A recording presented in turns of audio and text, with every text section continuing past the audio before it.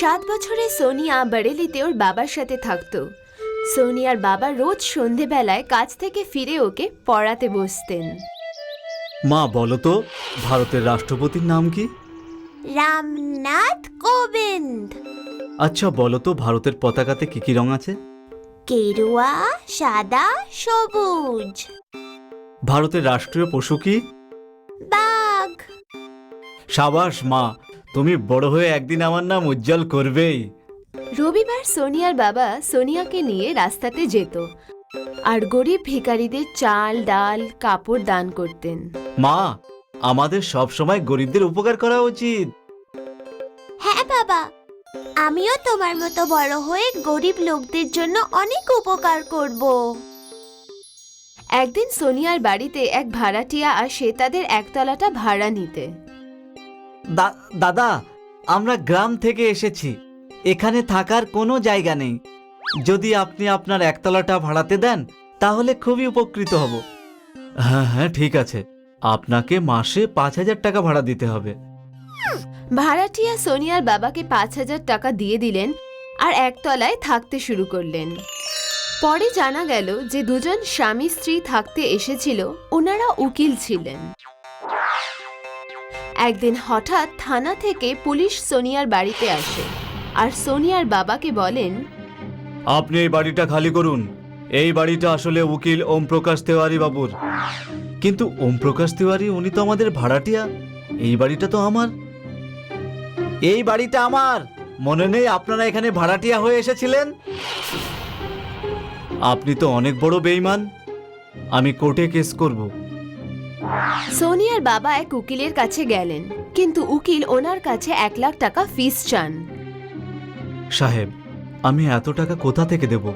আমার একটা ছোট্ট দোকান আছে, ওটাই আমার একমাত্র উপার্জনের জায়গা। কিছু টাকা ভাড়াটিয়াদের থেকে আসতো, কিন্তু ওটাও ওরা এখন ছিনিয়ে নিল। দেখুন, আপনি আপনার ফিস না দিলে আমি আপনার কেসটা লড়তে পারবো না। সোনিয়ার বাবা ফিসের টাকা জোগাড় করতে পারলেন না আর কেসও হেরে গেলেন।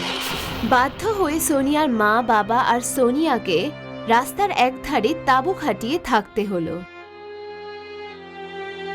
বাবা, ওই লোকটি বেইমানি করে আমাদের থেকে আমাদের বাড়িটা ছিনিয়ে নিল। আমি বড় হয়ে উকিল হব আর গরিবদের সুবিচার দেব। হ্যাঁ মা, আমার পুরো বিশ্বাস আছে যে তুমি বড় হয়ে একজন সৎ উকিল হবে। আস্তে আস্তে সোনিয়া বড় হয়ে ওঠে এবং কলেজের LLB পড়তে থাকে। একদিন সোনিয়ার বাবা যখন দোকান থেকে বাড়ি ফিরছিল, তখন একটা গাড়ির সাথে ওনার ধাক্কা লাগে আর উনি মারা যান। মা, তোর বাবা তো আর নেই, তাই তুই তোর পড়াশোনা বন্ধ করে দে, আমি তোমার বিয়ে দিয়ে দেব। না মা, আমি পড়তে চাই। বাবু, জেদ করো না, এখন তো তোমার বাবাও বেঁচে নেই, আমি তোমার পড়াশোনার খরচ চালাতে পারবো না। সোনিয়ার মা গ্রামের এক ছেলের সাথে সোনিয়ার বিয়ে দিয়ে দেন। ছেলেটা ছিল একটা কৃষক। সোনিয়া একদিন ওর স্বামীকে বলল, শোনো, আমি আমার পড়াশোনা শেষ করতে চাই। আমি দিনে ঘরের কাজও করব আর রাতে আমার পড়াশুনো করব। তুমি শুধু আমাকে রোজ কলেজ পর্যন্ত ছেড়ে আসবে। কিন্তু গ্রামের লোকেরা কি বলবে? কারণ এখানে তো মাধ্যমিকের পরে কেউ পড়ে না, সবাই বাড়িরই কাজ করে। আমি জানি, কিন্তু কাউকে না কাউকে তো শুরু করতে হবে না? আজ আমি যদি কলেজে গিয়ে পড়াশুনো করি, তাহলে হতে পারে যে কাল থেকে আমাকে দেখে গ্রামের বাকি মেয়েরা উৎসাহ পাবে। তুমি উকিল কেন হতে চাও? সোনিয়া ওর স্বামীকে ছোটবেলার সব ঘটনা বলতে থাকে। আচ্ছা, তুমি যদি সত্যিই পড়তে চাও তাহলে আমি তোমাকে সহযোগিতা করব। একদিন সোনিয়ার শাশুড়ি সোনিয়ার স্বামীকে বলল, তোর কি মাথা খারাপ হয়ে গেছে?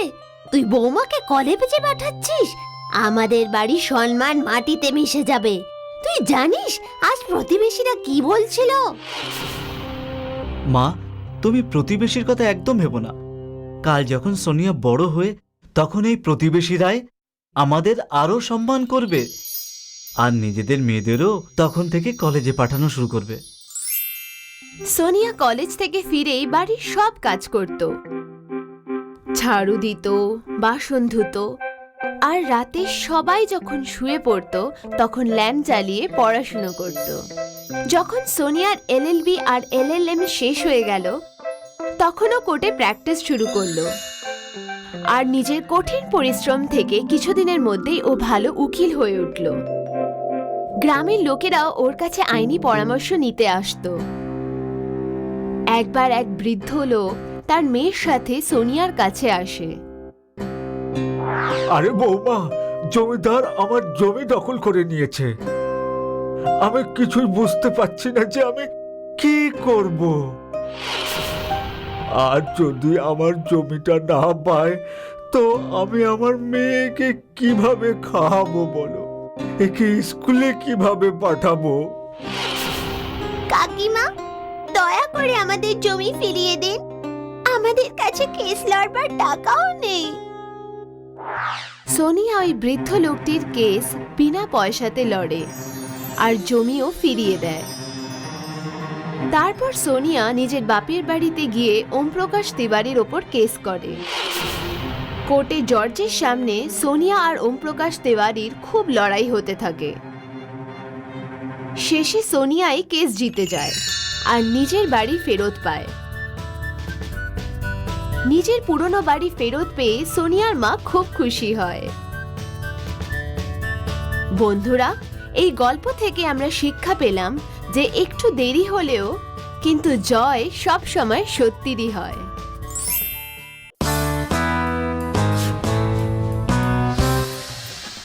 লক্ষণগড় গ্রামে জলের খুব অভাব ছিল, তাই গ্রামের মহিলাদের অনেক দূরে জল আনতে যেতে হতো। লোকে খুব কষ্ট করে 1-2 কলসি জল আনতে পারত। ওই গ্রামে কপিলা নামের এক কুঁড়ে মহিলা বাস করত। ও প্রায় কাজ না করার বাহানা খুঁজতে থাকতো। ওর পরিবারের লোকেরাও ওর এই অভ্যাসের জ্বালায় দুঃখী ছিল। একদিন বিকেলে ওর স্বামী কাজ করে বাড়ি ফিরল। কপিলা, তুমি আজকে জল নিয়ে আসোনি? বাড়িতে এক ফোঁটাও জল নেই। ওর কাছে খুব ভিড় হয়, আমি ততক্ষণ ধরে এত রোদে দাঁড়িয়ে থাকতে পারবো না। কপিলা রোদে না দাঁড়ানোর জন্য আর জল ভরে আনার একটা উপায় বের করলো। ও দিনের জায়গায় বিকেলে কুয়োর কাছে যাবে বলে ভাবলো। পরের দিন গ্রামের মহিলারা সকালে জল ভরতে গেল। তখন গীতা কপিলাকেও সাথে যেতে বলল, কিন্তু কুঁড়ে কপিলা বারণ করে দিল। কপিলা, সব মহিলারা জল ভরতে গেছে, তুমিও জল ভরে আনো, বাড়িতে একটুও জল নেই। এদের সকলকে জল ভরে আনতে দাও। এত কষ্ট করার পরও শুধু 1 মটকা জলই পাওয়া যাবে। আমি তো বিকেলেই যাব, যখন ওখানে কেউ থাকবে না। বিকেলে কপিলা কলসি নিয়ে কুয়োর দিকে চলল।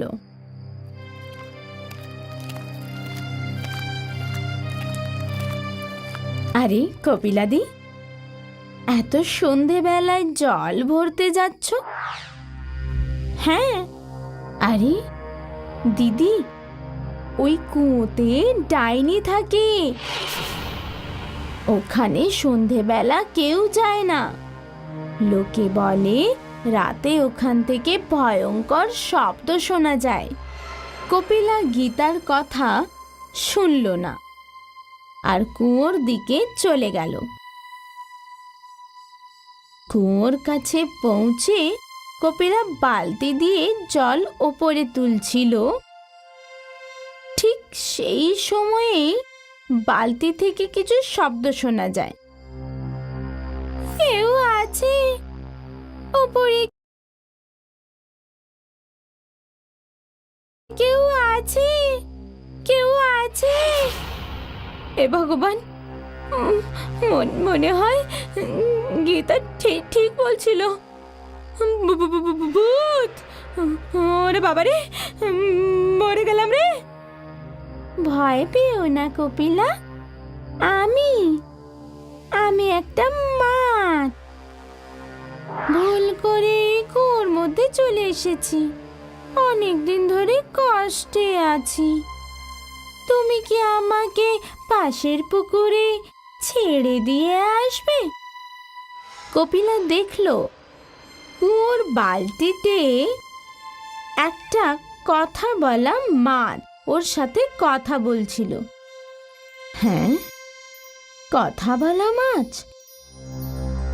মনে হয় এরই আওয়াজ শুনে গ্রামের লোকেরা ভয় পেয়েছে, আর সকলের মনে হয়েছে যে কুয়োতে ভূত আছে।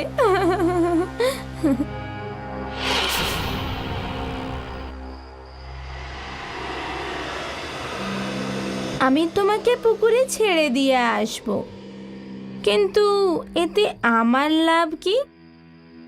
এর বদলে আমি তোমার একটা ইচ্ছে পূরণ করব। মাছের কাছে একটা ইচ্ছে পূরণ করার কথা শুনে কপিলা ভাবতে শুরু করলো, আমি রোজ এত দূর শুধু জল আনতে আসি, কিন্তু নিজের মাথায় শুধু দুটো কলসি নিয়ে যেতে পারি।